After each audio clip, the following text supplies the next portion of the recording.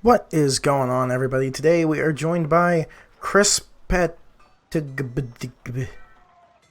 or however you want to say it. And today, if my buttons will work, we are testing out a build. And by testing out, I mean I'm showing you a build. And we are doing a private hunt because the Iceborne builds don't... Well, it kind of depends. Sometimes you'll get paired with teammates that want to use abilities to heal and support their teammates, and other times you'll get into games where they don't care about you and your Iceborne-ness can thrive just like you were solo. This has been a long build coming. Someone asked me for it before I went to Florida, and I just did not have time to get this hammer from 0 to 10 back then. As we can now see, it is now 0 to 10. And in the grand scheme of things, if you need an umbral hammer, it's kind of the way to go. Because the shroud hammer, when you're under 20% health, deal 50% more damage. Now, if you real good, and I mean real good meaning better than me because I'm mediocre, you can make this work. Should you use it in an Iceborne build? No, because Iceborne will then heal you back to 50%, constantly making that intrinsic perk worthless. So, if we look at the Stalker hammer, comes with, on chance after dealing damage, generate shadow orbs that grant plus 2.5 damage for 5 seconds. At 5 plus orbs, the bonus doubles. So that adds what? At 5 orbs, it would be what, 25% more damage? Which is half of that. But this can be up at 100% health. This you have to be under 20. So you're constantly at a 1 hit. It does come with cunning, which is kind of nice. But this is great. You can constantly be at plus 25 damage on this. Downside is it comes with Wild Frenzy. So because of that, your choices are run a Wild Frenzy Rage build, which are fine. I always pair them with Iceborne because under 50% health you gain armor and gain lifesteal that heals you to 50% health. So you can always be at the max amount of health that you can be while still keeping Rage and Wild Frenzy active. If you want to get away from Wild Frenzy and use this hammer, you are then just kind of, okay, we're going into the hunt, I guess. Then you're kind of just stuck with a plus 3 Wild Frenzy, and I think if you're going to use a weapon, you should play to the weapon strengths. Boy, my voice, and I'm out of water. Big oof. You should play the weapon strengths and not shy away from it. So, we are going in for a Wild Frenzy build. With that, we are using Mighty Landbreaker and Weighted Crown with Wild Frenzy in the hammer, so that way if we need to change armor pieces, we still have Wild Frenzy up with Etheric Attunement. If you wanted to, you could trade that out for Conduit and use a different lantern, but today we are using the Shrike's Zeal, so we want to use that. Trading, you could have used the Pangar lantern because it's hilarious. We are using the Hellion Helmet with Rage Hunter in it and Cunning. I almost said Conduit. Boreas Chest Piece with Rage and Iceborne. Boreas Gloves with Rage and Rage Hunter. You could trade that out for, like, Knockout King if you really wanted to. Iceborne, Boreal things with Cunning in them, and we are using the Shrike's Zeal. Now, are there different things that you could trade in and out of this build? I don't really like Rage Hunter, especially with a weapon like a hammer, where you're going to be knocking out and booping things constantly. Just isn't my jam. Now, I am not very good at booping Pangar with the hammer, so I'm going to do my best. I've been practicing booping Pangar a lot with the sword lately, so we will see how well this works out. I might be able to jump and hit him. Or maybe I won't. Nope. Didn't do it close enough, my beat. Look at that! We did something productive. We're going to use the tap ability on our lantern to get us over here a little quicker.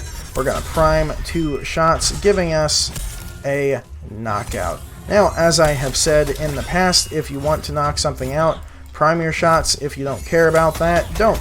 But most of the time, I am going to be priming my shots. And like that, we are now under 50% health. Well, now we're kind of at... Oop. I could have tried to roll there, or blast dodge, but it just didn't really work out. There we go. So, I am trying to remember to use the directional pad. There's a knockout. Now, to get the buffed hit, or buffed ammo, you do have to make contact with the behemoth during that Aether Slam. So you do kind of have to be careful now and then. Ow. Of when you actually do decide to use it and when you don't decide to use it. Roll at me. Come on. You know you wanna. Now, the bright side is with using the hammer, if he does decide to roll pretty close to you, it's not that big of a deal. You can normally blast dodge and... Okay, or he'll just hit me. That also counts. That'll hurt. Yep. Alright, so we are pretty low on health. I am going to heal up, and I'm going to heal up twice because we healed up past that 50% and I don't want to get clapped for all of my health. He is being a sleepy boy, so we're going to run over, try to get a free hit on his face, get him 1 hit closer to being knocked out. We do attack pretty slow though, because we don't have Wild Frenzy activated at the moment. Are going to roll to avoid that. You can always tell when he's going to do that attack versus the roll, because he shakes his butt. I'm amazed the tail didn't hurt me there. Come on. Roll at me. I want to redeem myself. There we go. I use the Shrike's Lantern to move over there a little quicker. Now, you can actually, even if... Oh boy. That's weird. I'm amazed none of that hurt me. Ow. I'll do that, and... I feel like that should have hit him, but then again I got knocked down, and I can't unknock down myself. There we go. Hit me again. Big sad. I need to get better at that. I'm not that great at it. And I should get better at it. He's gonna roll and murder me, I betcha. Or he'll do that. He's got a reach with that attack, doesn't he? There we go. Broke a piece, knocked him down. Now I have broken his face already, so I don't want to focus that. I want to try to focus his other leg that I haven't hit broken yet, rather. Oh, I really thought I could roll in time. I could not! If you didn't notice that, I did not roll in time. Oh. He only does the 360 when he is enraged, so that's fun. Now, he did hit me before I made contact, so that's kind of sucky.